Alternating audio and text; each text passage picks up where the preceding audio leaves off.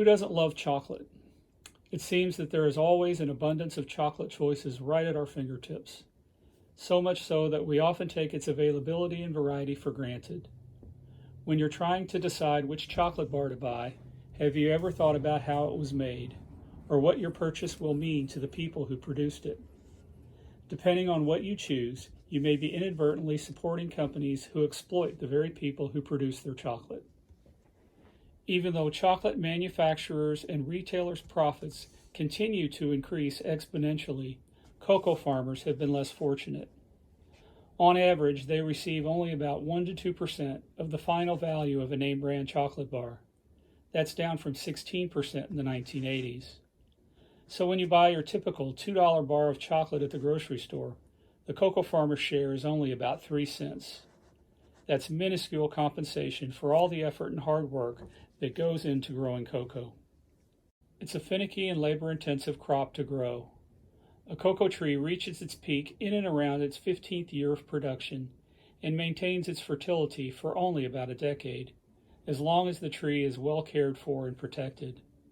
Cocoa trees cannot be neglected and are especially vulnerable to wind, drought, pests, and disease. Any shift in a tree's productivity will affect the amount of cocoa that is harvested and ultimately the income of the farmer growing it. There are other factors to consider as well. Child labor continues to be a serious problem on cocoa plantations throughout West Africa, which produces 2/3 of the world's cocoa.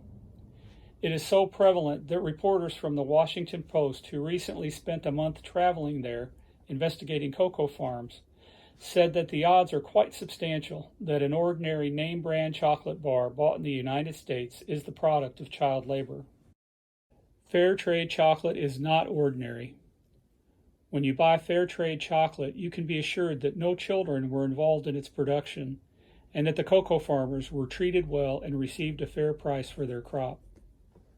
One of the many things that sets fair trade cocoa production apart is the fair trade premium that the farmers receive.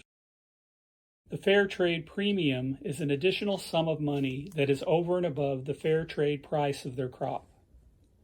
The premium goes into a communal fund for workers and farmers to use, as they see fit, to improve their social, economic, and environmental conditions. For example, the member farmers of a cocoa cooperative in Ghana have spent their premium on building wells for drinking water, public toilets, and a mobile medical clinic that visits outlying villages. They also provide education, training, and support to help their fellow farmers expand and upgrade their trees, land, and supplies. The sustainable future of chocolate depends on farmers seeing a viable and worthwhile future in growing cocoa.